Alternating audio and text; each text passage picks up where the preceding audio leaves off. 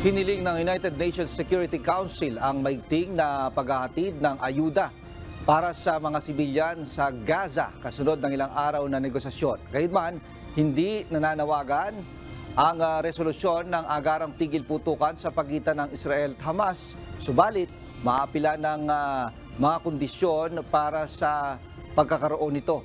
Nabinbin ang boto matapos na magpahayag ng pag-aalinlangan ng Estados Unidos sa unang draft ng resolusyon.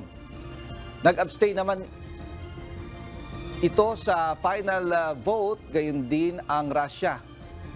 Sa unang bahagi ng Disyembre, 13 o 15 miyembro ng UN Security Council ang sumuporta sa isang resolusyong nananawagan ng agarang ceasefire sa Gaza. Subalit vetoed o tinanggihan ito ng Estados Unidos, samantalang nag-abstain naman ang United Kingdom.